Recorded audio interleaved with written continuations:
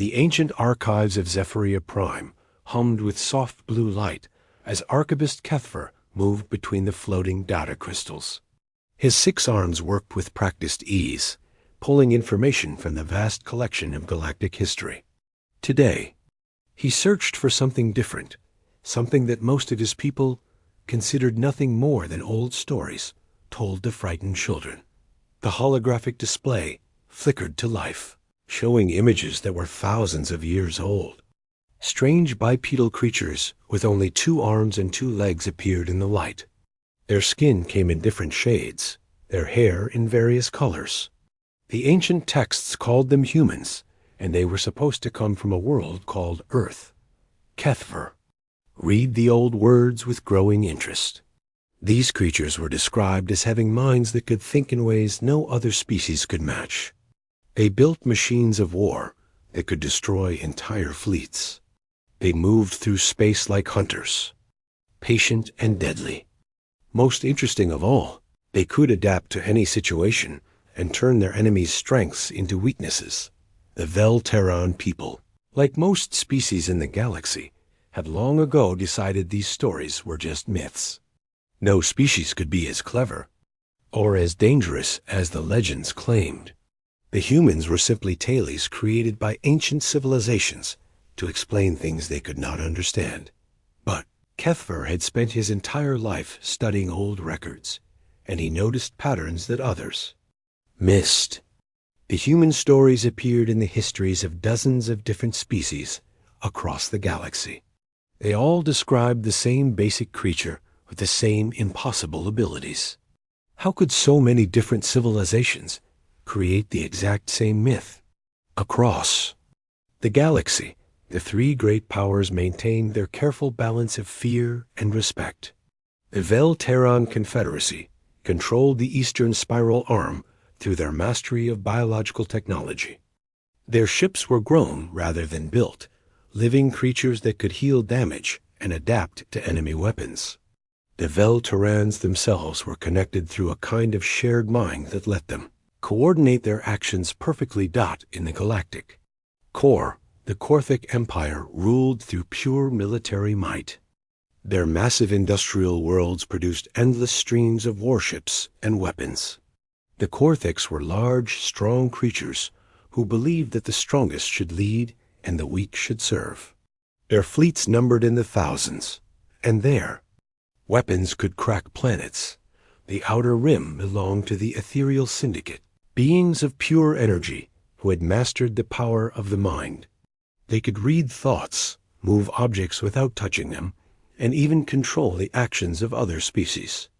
Their technology was based on manipulating energy itself, creating weapons and defenses that seemed like magic to other races. For over 1,000 years, these 3 powers had watched each other carefully. None dared to attack the others directly, knowing that such a war would destroy them all. Instead, they fought through smaller conflicts, supporting different sides in local wars, and competing for influence over the independent worlds. The galaxy had settled into this pattern of controlled conflict. Most beings accepted that this was simply how things worked. The 3 great powers were too strong to be challenged, too evenly matched to defeat each other. The balance would continue forever, but far beyond the edge of known space. Something watched and waited. Commander Jake Sullivan stood on the bridge of the U.S. Liberty, studying the displays that showed alien communications traffic. His ship was one of dozens positioned at carefully chosen points around the galaxy's edge. For 30 years, humanity had been listening and learning, preparing for the day when they would finally reveal themselves. The Liberty was a sleek vessel built for stealth and speed rather than raw power. Her hull was coated with materials that absorbed scanner beams, making her nearly invisible to alien sensors. Her crew of 200 had volunteered for a mission that might last their entire lives, watching aliens who had no idea they were being watched. Jake had been born on one of the colony ships that carried humanity to the stars. He had never seen Earth, the legendary homeworld that existed now only in stories and records. But he had grown up knowing that humanity was special, that they possessed abilities that no other species in the galaxy could match. The intercepted alien messages painted a clear picture of the galactic situation. The three great powers were locked in their eternal dance of threat and counter-threat. Their leaders spoke of honor and destiny, but Jake could see the fear beneath their words. Each power was terrified that the others would find some advantage, some new weapon or ally that would tip the balance. What none of them knew was that the new factor they feared was already here. Captain Lisa Morgan commanded the UES Defiance from her position deeper in human space. Her ship was one of the new generation of human warships, designed using technology that the aliens could not imagine. The Defiance could appear and disappear from normal space at will, strike targets from impossible distances, and survive attacks that would destroy any alien vessel. Lisa had spent years studying alien combat techniques through the data gathered by ships like the Liberty. She knew how each of the three powers fought, what they considered impossible, and where their weaknesses lay. More importantly, she understood something the aliens did not. War was not about having the biggest weapons or the most ships. War was about thinking faster and better than your enemy. The human fleet had been growing steadily for decades, built in secret shipyards hidden in the dark spaces between stars. Each ship incorporated lessons learned from watching alien conflicts. Human engineers had taken the best ideas from all three powers and improved upon them, creating vessels that combined Vel-Taran adaptability, Korthic firepower, and ethereal energy manipulation in ways that no alien mind had conceived. Admiral Carl Peterson coordinated the entire human operation from his flagship, the UES Sovereign. The Sovereign was more than just a warship. She was a mobile command center that could coordinate the actions of thousands of ships across multiple star systems. Her computers held detailed information about every major alien leader, every important world, and every significant military installation in the galaxy.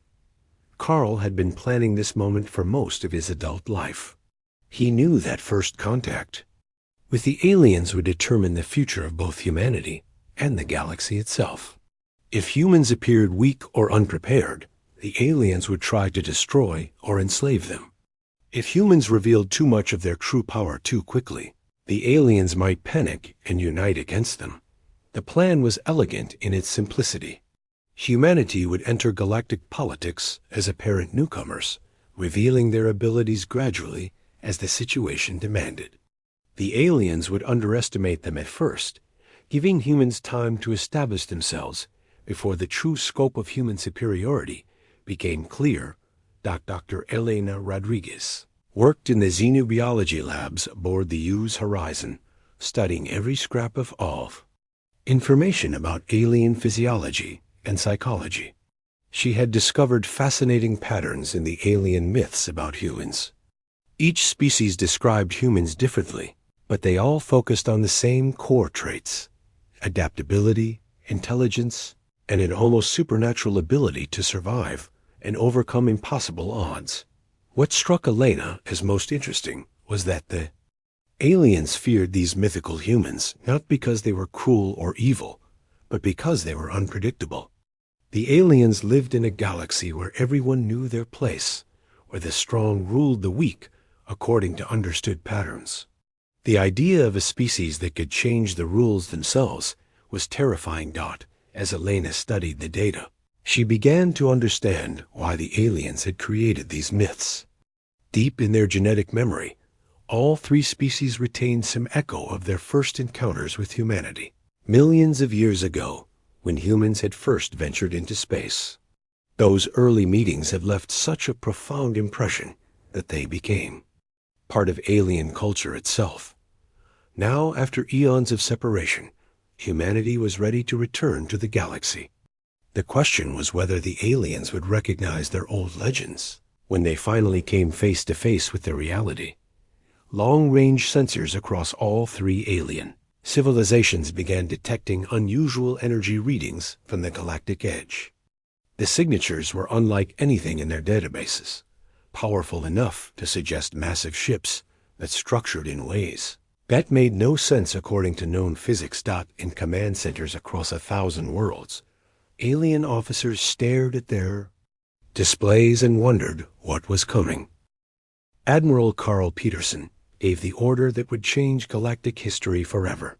The human fleet received his transmission simultaneously across dozens of light years, their quantum communication systems allowing instant coordination. Today, humanity would step out of the shadows and take their place among the stars.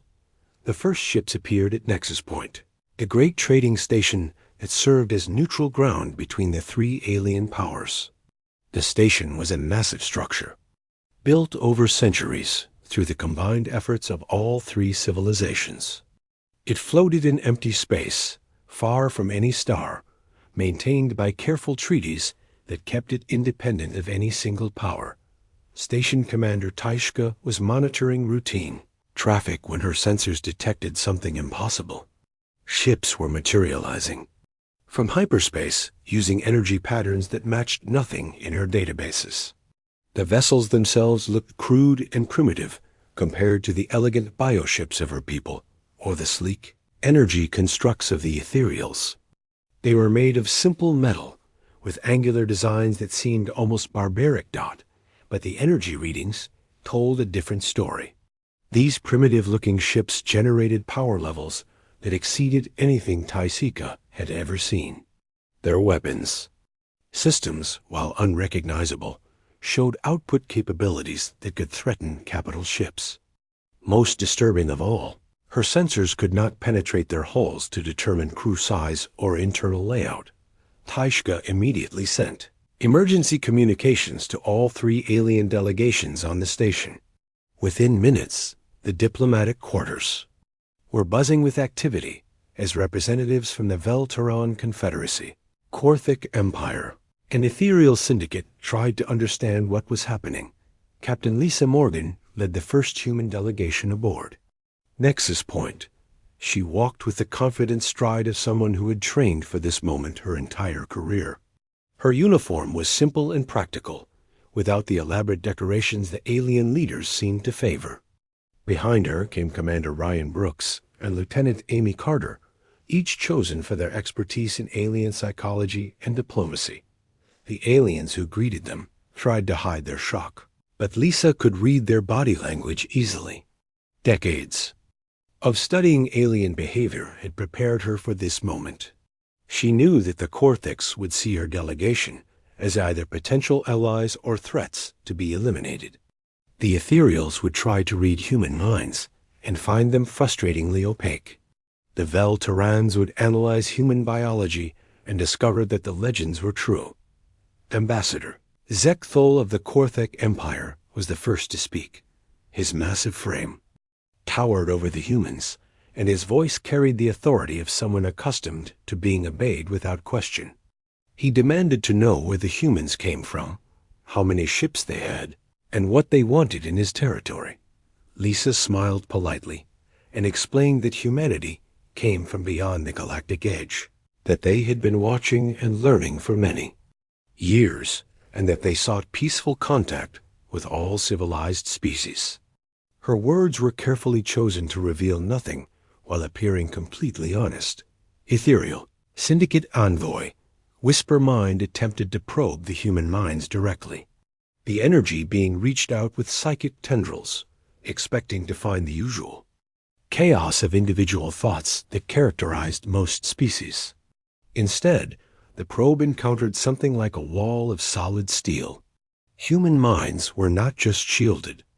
They were actively resistant to psychic intrusion. Whisper Mind recoiled in surprise and tried a different approach, attempting to influence human emotions rather than read human thoughts. Again, the attempt failed completely. These beings possessed a mental discipline that the Ethereals had never encountered before.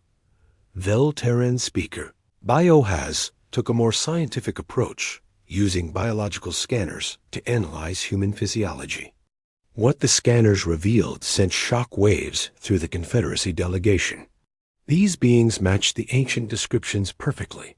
2 arms, 2 legs, endoskeleton, individual nervous systems that somehow work together in perfect coordination. Realization hit all 3 delegations simultaneously. These were not just another species seeking contact. These were the humans from the old legends, the mythical creatures that had haunted alien nightmares for thousands of years. Commander Ryan Brooks noticed the change in alien behavior immediately. The careful diplomatic masks slipped for just a moment, revealing the fear underneath. He made a mental note to report this to Admiral Peterson. The aliens recognized humanity, which meant the psychological advantage was even greater than expected. During the formal negotiations that followed, humans demonstrated their technological capabilities with careful precision. Engineer Tony Martinez showed how human devices could interface with any alien system, adapting their outputs and protocols in real time. What appeared to be simple tools revealed themselves as incredibly sophisticated technology that could learn and evolve. Weapons. Specialist Kelly Roberts gave a demonstration of human kinetic weaponry at the station's testing range.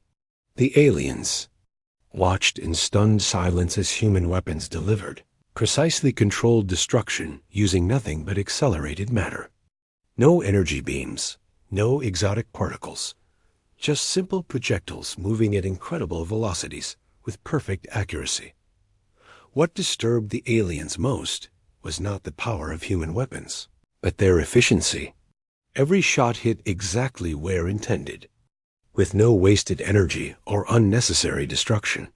This was not the random violence of primitive species, but the controlled application of force by minds that understood warfare at a fundamental level.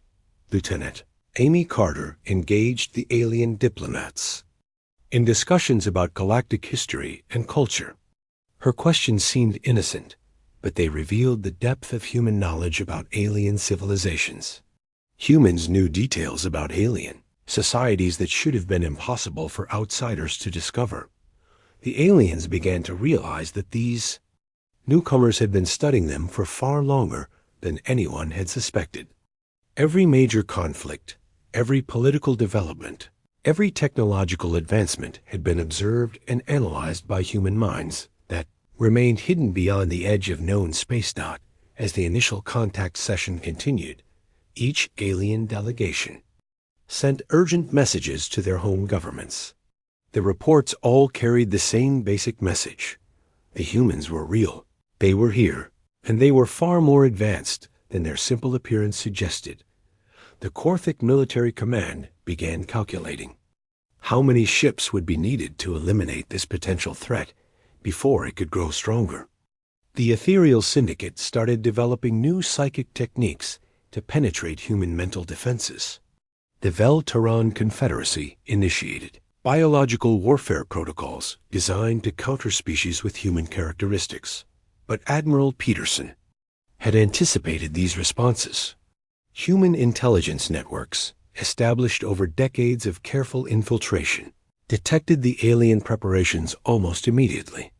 The aliens thought they were planning in secret, unaware that humanity had been reading their communications and monitoring their facilities for years. Captain Morgan concluded the first contact session by announcing that humanity would establish embassies on all 3 major alien worlds. The request was presented as a diplomatic courtesy, but the aliens understood it for what it really was.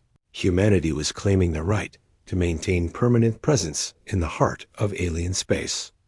Aliens had no choice but to agree. Refusing would be seen as an act of hostility, which might provoke these mysterious humans into revealing more of their capabilities. Better to accept the embassies and try to learn more about human intentions through observation. As the human delegation prepared to leave Nexus Point, Lisa Morgan delivered a final message. Humanity, she explained, had observed the galaxy's long cycle of conflict and proxy wars. They found this situation wasteful and dangerous. In the future, humanity would expect all civilized species to resolve their differences through negotiation, Rather than violence, the warning was delivered in perfectly polite diplomatic language, but its meaning was unmistakable. Humanity would not tolerate the continuation of galactic instability. The three great powers would need to find new ways to interact or face the consequences of human displeasure. The alien delegations watched the human ships depart with growing unease. First contact had revealed far more questions than answers. Who were these humans really? How powerful were they? What did they want? And most importantly, what would happen to the carefully maintained balance of galactic power now that humanity had entered the game? In command centers across three civilizations, military leaders began developing contingency plans. If the humans proved to be a threat, the aliens would need to act quickly before humanity could establish themselves fully. But if the humans were as powerful as the legend suggested, direct confrontation might lead to the destruction of everything the aliens had built. The galaxy held its breath, waiting to see what would happen next. The age of human isolation was over, and nothing would ever be the same again. 6 months had passed since first contact, and the galaxy was no longer the same place. Human embassies now operated on dozens of worlds, their simple buildings housing diplomatic staff who seemed to know far too much about local politics. Trade. Agreements were signed, cultural exchanges arranged, and technology transfers carefully negotiated. To most observers, humanity appeared to be integrating peacefully into galactic civilization. Colonel Steve Adams knew better. From his command center aboard the UES Vigilant, he coordinated the largest intelligence operation in human history. Every human diplomat, trader, and cultural attaché was also a trained observer, gathering information about alien capabilities, weaknesses, and intentions. The data they collected painted a clear picture of three civilizations preparing for war. Agent Diana Walsh had spent 4 months infiltrating Korthic military academies, posing as a cultural researcher studying alien warfare techniques. Her reports revealed combat doctrines that had not changed significantly in over 2 centuries. The Korthics still believed in massive frontal assaults, overwhelming firepower, and the superiority of larger ships over smaller ones. They had never faced an enemy that could outmaneuver their fleets or strike from unexpected angles. Meanwhile, Operative Frank Turner worked within ethereal syndicate research facilities, studying their psychic manipulation techniques. He discovered that the ethereals had grown overconfident in their mental abilities, believing that any species without psychic powers was automatically inferior. They had developed few defenses against enemies who could resist their mental attacks, and their entire combat philosophy depended on controlling their opponents. Minds. The Vel-Terrans presented a different challenge. Their bioships could adapt to enemy weapons, and their hive-mind coordination made them difficult to surprise. But Agent Sarah Mills, working as a xenobiologist on Vel-Terran research stations, found their weakness. The shared consciousness that made them so effective also made them vulnerable to disruption. If their mental networks could be jammed or overloaded, entire fleets would become helpless. The aliens, meanwhile, were conducting their own intelligence operations against humanity. What they discovered only increased their fears. Human colonies were defended by weapon systems that could track thousands of targets simultaneously. Human ships used propulsion technology that allowed them to appear anywhere without warning. Most disturbing of all, human military personnel showed a level of tactical thinking that seemed almost supernatural. The first open conflict began when Korthic Fleet Commander Grektos decided to test human defenses directly. He assembled a strike force of 50 heavy cruisers and launched a surprise attack on the human research vessel UES Horizon, which was conducting scientific studies in what the Korthics considered their territory. Captain Peter Johnson commanded. They used Guardian, the only human warship in the area when the attack began. His crew of 300 watched calmly as 50 alien ships approached their position. The Korthix expected either surrender or a desperate attempt to escape. They got neither. The battle lasted exactly 4 minutes and 37 seconds. Guardian demonstrated capabilities that defied every principle of space combat the Korthix understood. The human ship seemed to exist in multiple locations, simultaneously striking targets from impossible angles while avoiding return fire entirely. Her weapon systems targeted vital ship components with surgical precision, disabling enemy vessels without destroying them completely. Weapons Officer Grace Taylor coordinated the Guardian's offensive systems with machine-like efficiency. Shot was calculated to achieve maximum tactical effect with minimum waste of ammunition. Enemy command centers were destroyed, propulsion systems disabled, and life support damaged just enough to force surrender without causing unnecessary casualties. Korthix strike force was reduced to drifting hulks within minutes. Most of the alien crews survived, but their ships were completely helpless. Captain Johnson transmitted surrender terms that were both generous and humiliating.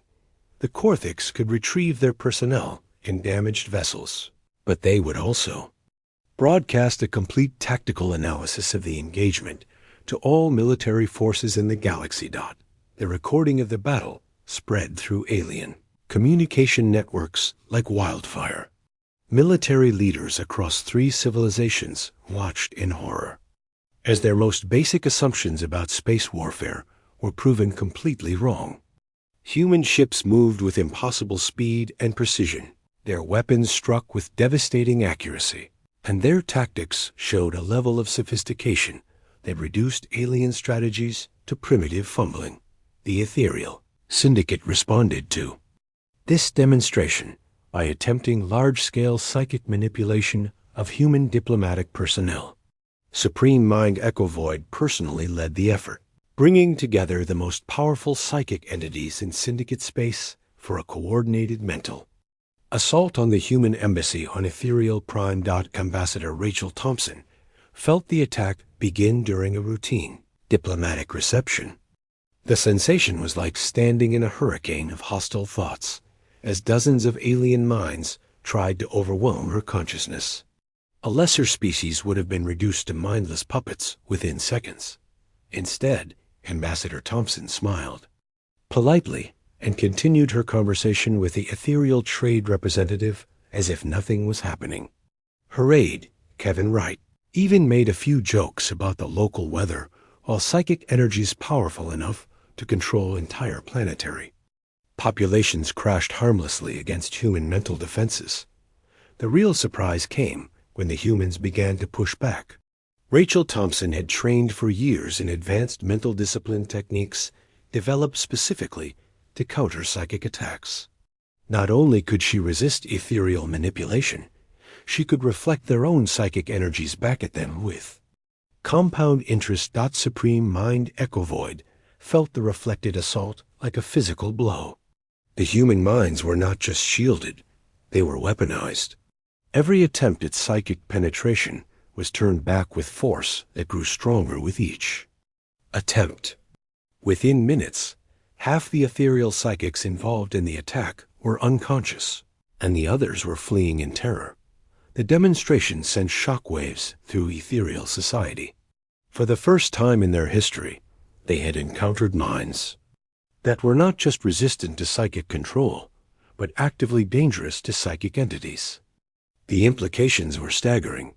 If humans could resist and counter psychic attacks, then the ethereal's primary advantage in warfare was not just neutralized, but reversed. The Velterrons chose a more subtle approach, attempting to use biological warfare against human settlements. Their research had shown that humans used relatively simple immune systems compared to other species, which should have made them vulnerable to engineered pathogens.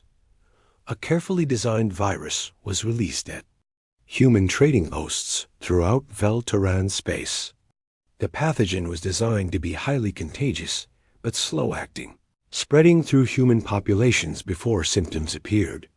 The Velterrans expected to see human colonies collapse within weeks as their people succumbed to a disease they could not understand or treat, Medical Officer Dr. Janet Collins detected the biological attack within hours of its release. Human medical technology included adaptive immune boosters that could analyze unknown pathogens and develop countermeasures in real time. Not only were humans protected from the Veltaran virus, but they could manufacture vaccines for other species that might be affected. Biochemist Nathan Hayes took the response one step further.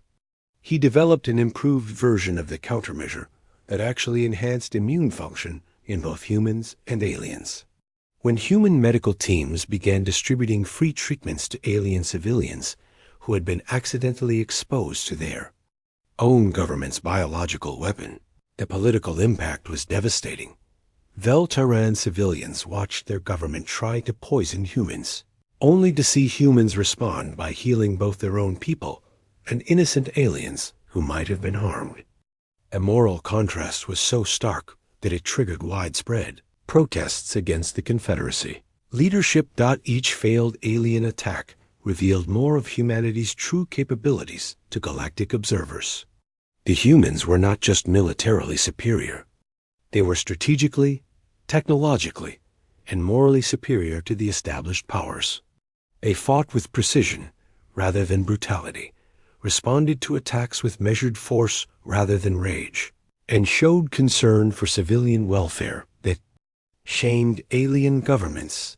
Intelligence reports, flowing back to alien command centers, painted an increasingly disturbing picture. Human weapons could defeat any known defense. Human ships could outmaneuver entire fleets. Human minds could resist the most powerful psychic attacks. Human medicine could counter any biological weapon. And perhaps most terrifying of all, humans seemed genuinely believe in concepts like honor, justice, and protection of the innocent. The three great powers began to realize that they were not facing another species seeking a place in the existing galactic order. They were facing a civilization that intended to replace that order entirely, and which possessed both the power and the moral authority to do so. Emergency meetings were called in the capitals of all three civilizations. Military leaders, political authorities, and intelligence chiefs struggled to develop responses to a threat unlike anything they had ever encountered. The meeting took place in the deepest levels of the neutral fortress world of Kethmoran, a planet that had served as a prison for war criminals from all three civilizations. Fleet Admiral Korthnek of the Korthic Empire sat across from Hive Queen Zelandra of the Veltaran Confederacy, while Supreme Mind Echovoid of the Ethereal Syndicate maintained its presence as a shimmering field of energy between them. For over 1,000 years, these three powers had been enemies. Their people had fought countless wars. Their fleets had clashed in battles that destroyed entire star systems, and their hatred for each other had shaped galactic politics for generations. Now they faced something that made their ancient rivalries seem petty and meaningless. Admiral Korthnek spoke first, his voice carrying the weight of military tradition stretching back centuries. The humans had humiliated his finest commanders, destroyed his most advanced ships, and made the Korthic military appear weak before the entire galaxy. Honor demanded vengeance, but practical necessity demanded something more: the complete elimination of humanity before they could grow stronger. Hive Queen Zelandra agreed, though her reasons were different. A Veltaran biological analysis of human capabilities had reached terrifying conclusions. These beings represented an evolutionary dead end for every other species in the galaxy. If humans continued to spread and reproduce, they would eventually replace all other intelligent life through simple competitive superiority. Supreme Mind Echovoid's concerns were perhaps the most profound. The Ethereals had built their entire civilization on the assumption that psychic power represented the highest form of evolution. Humans had not only proven immune to psychic control, but had actually weaponized their resistance. If humanity continued to exist, the very foundation of ethereal society would crumble. The three leaders reached an agreement that would have been impossible under any other circumstances. They would combine their fleets into a single armada, large enough to overwhelm human defenses through sheer numbers. The Korthiks would provide raw firepower and industrial capacity. The Vel-Terrans would contribute adaptive bioships and strategic coordination. The Ethereals would handle intelligence gathering and communication across the vast fleet. Within weeks, the largest military force in galactic history began assembling at the edge of known space. Over 10,000 ships gathered in the darkness, between stars, representing the combined military might of 3 civilizations. Korthik battleships the size of small moons floated alongside Vel-Terran biocruisers that pulsed with living energy. Ethereal vessels that seemed to be made of crystallized thought drifted through formations like deadly ghosts. The alien commanders believed that overwhelming numerical superiority would compensate for any technological advantages the humans might possess. No species could fight a fleet this large and survive. The humans would be forced to surrender or face complete annihilation. Admiral Carl Peterson received word of the alien alliance through multiple intelligence sources. Commander Alex Turner had been monitoring enemy communications for months, tracking the secret negotiations between species that had been trying to destroy each other for centuries. The fact that they were willing to work together now showed just how seriously they took the human threat. Captain Sandra Lee aboard the UES Valiant confirmed that human deep space sensors had detected the massive alien fleet gathering beyond the galactic barrier. The energy signatures were staggering. Enough firepower to sterilize entire sectors of space. Enough ships to blockade hundreds of star systems simultaneously. Humanity's response surprised everyone, including some of their own people. Instead of matching the alien fleet ship for ship, Admiral Peterson ordered the deployment of only 300 human vessels. A decision seemed like madness to anyone who understood conventional warfare. How could 300 ships, no matter how advanced, hope to defeat 10,000? The answer lay in revolutionary combat doctrines developed by military strategist Colonel Wayne Foster and his team of tactical analysts. They had spent years studying not just alien capabilities, but alien psychology and decision-making patterns. The massive alien fleet was both an advantage and a weakness. Too many ships meant complex coordination requirements, communication delays, and commanders who had never worked together before. Human ships, meanwhile, were designed around principles that the aliens could not comprehend. Each vessel was not just a weapon platform, but a node in a distributed intelligence network. They could coordinate their actions with perfect precision, share targeting data instantaneously, and adapt their tactics in real time as battle conditions changed. The Battle of the Outer Veil began when the alien armada crossed into what they considered human space. The massive fleet moved in formations that had been planned for months, each element positioned to maximize firepower while minimizing the risk of friendly fire incidents between the 3 different alien technologies. Captain Jennifer Lewis commanded the U's Thunder as part of the human vanguard that met the alien advance. Her ship's adaptive armor systems had been upgraded with technology derived from all 3 alien civilizations, but improved through human engineering to levels that exceeded the original designs.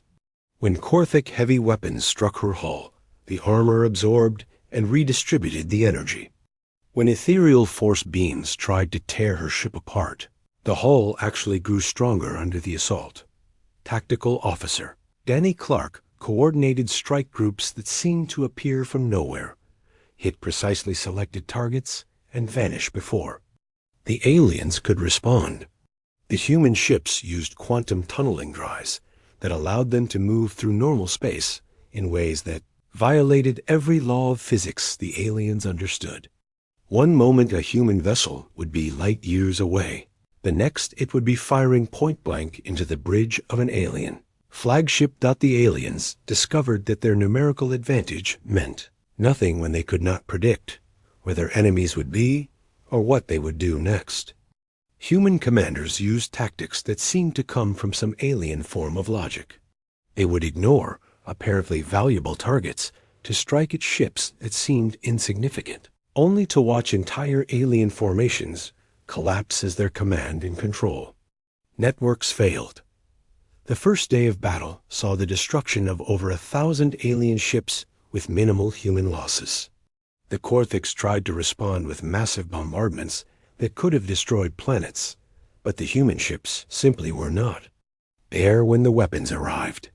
The Ethereals attempted psychic coordination of the alien fleet, but found their minds clouded by some form of interference that made complex thinking impossible. The Vel-Terrans adapted their bioships to counter human weapons, growing new armor and defensive systems in real time. But the humans adapted faster, their weapons and tactics evolving between one engagement and the next. Every time the aliens thought they had found a solution, the humans had already moved on to something new. Captain Robert Hayes, commanding the U's Fury, led a squadron that demonstrated the true horror of human tactical thinking. His ships moved through the alien fleet like sharks through a school of fish, striking at precisely the moments when alien commanders were trying to coordinate their responses. Communications ships died just as orders were being transmitted. Command vessels exploded just as battle plans were being implemented. Supply ships vanished just as ammunition was running low.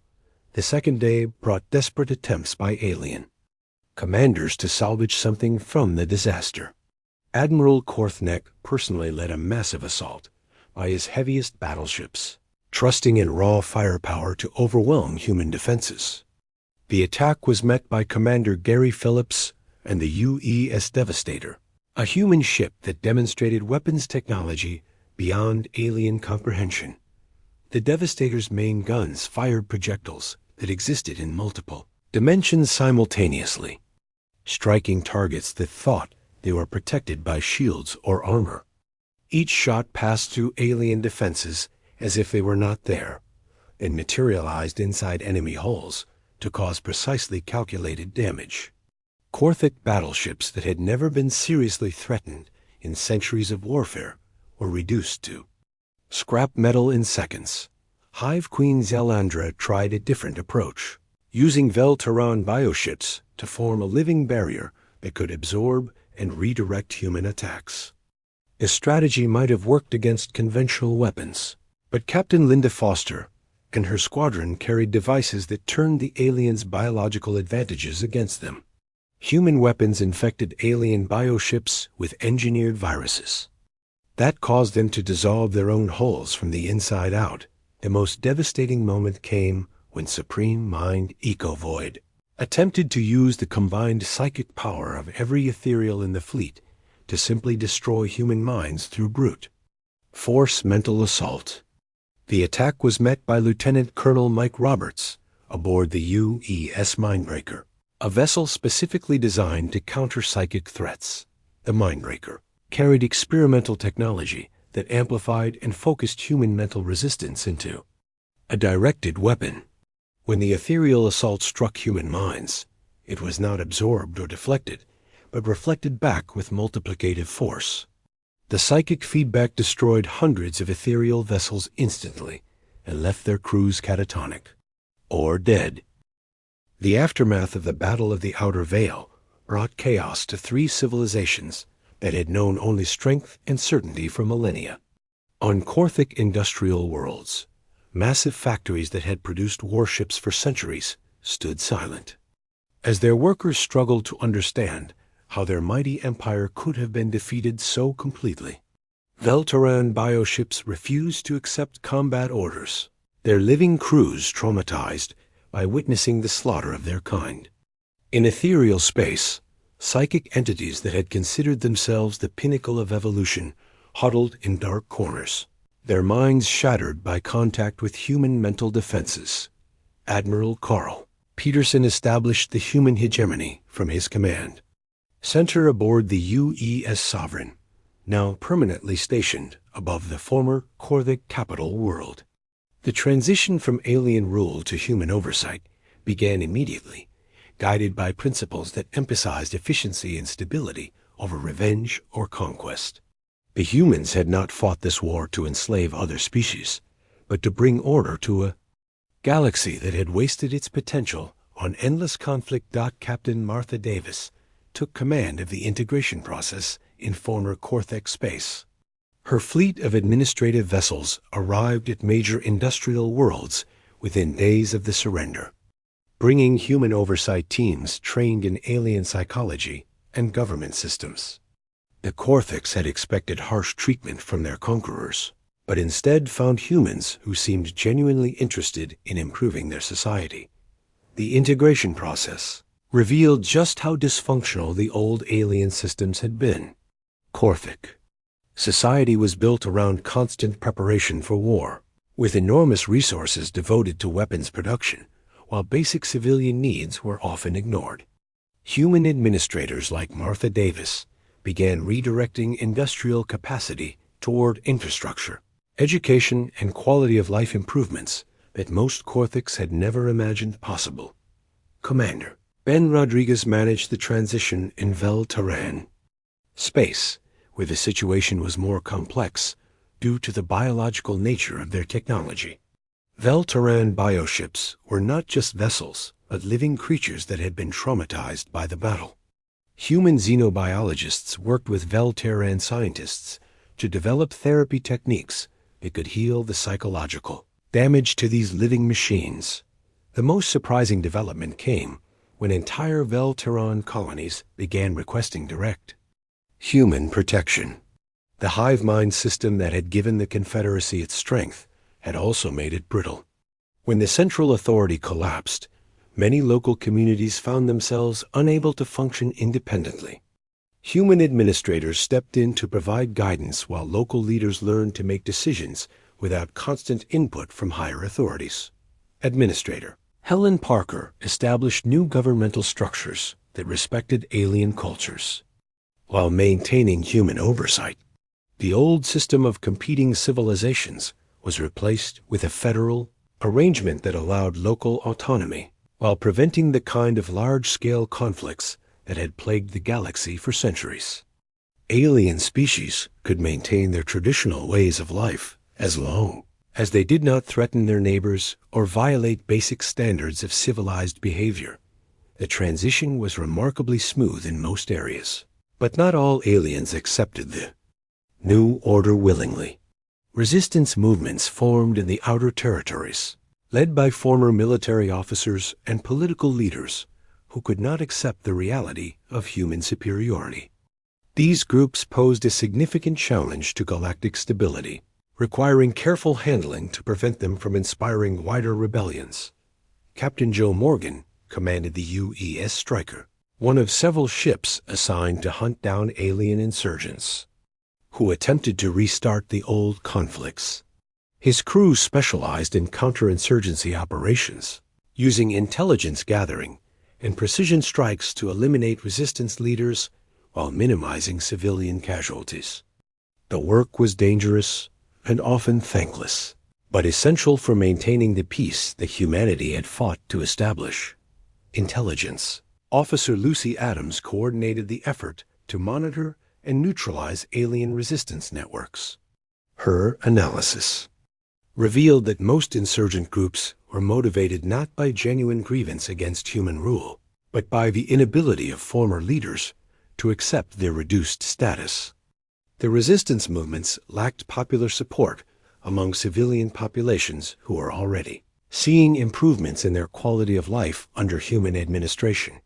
The most serious threat came from a coalition of alien scientists led by the brilliant Corthic engineer Grimvash, who had managed to escape the destruction of his homeworld's research facilities.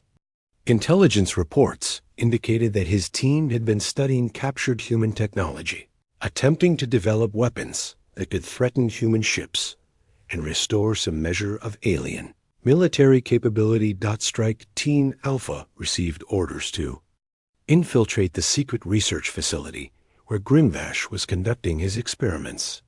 Commander Gary Thompson led the team, which included demolitions expert Chris Baker and computer specialist Julie Green.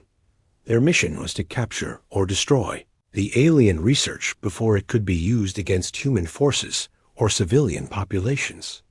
Infiltration revealed the scope of Grimvash's work. The alien scientist had not just copied human technology, but had actually improved upon it in several key areas. His weapons showed energy output levels that exceeded standard human military equipment, and his defensive systems incorporated design principles that human engineers had not yet discovered. More disturbing was the evidence that Grimvash had been in contact with other resistance groups throughout the galaxy. His research facility was not just developing new weapons, but coordinating a galaxy-wide network of insurgents who planned to use these weapons in a coordinated strike against human installations. The human strike team prepared to destroy the facility and eliminate everyone inside, following standard military protocols for dealing with threats to galactic security. But before they could act, Grimvash surprised them by requesting a private meeting with Commander Thompson. The alien scientist explained that his research had led him to an uncomfortable conclusion. The weapons he had developed could indeed threaten human ships, but using them would inevitably lead to a much larger conflict that would devastate what remained of alien civilization. Humans had shown remarkable restraint in their conquest of the galaxy, treating defeated enemies with a mercy that no alien empire had ever demonstrated. Destroying that restraint would be a catastrophic mistake.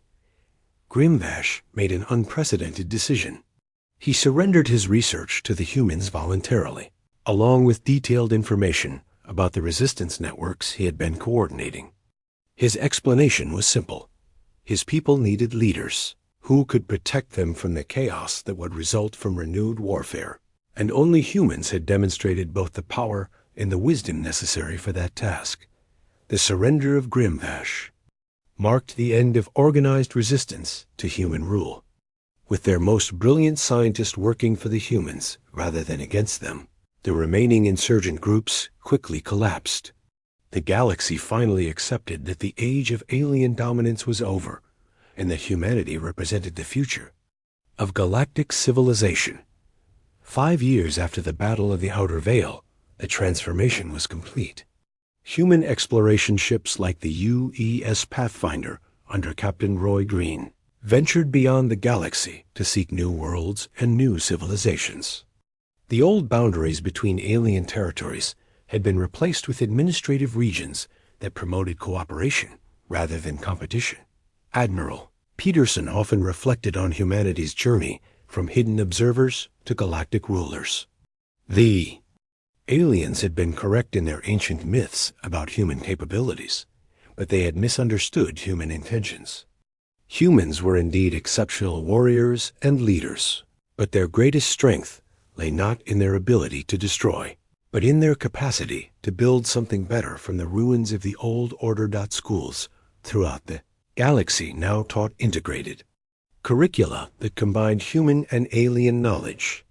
Professor Katie Adams worked with alien educators to ensure that future generations would learn from the mistakes of the past while building toward a more peaceful future.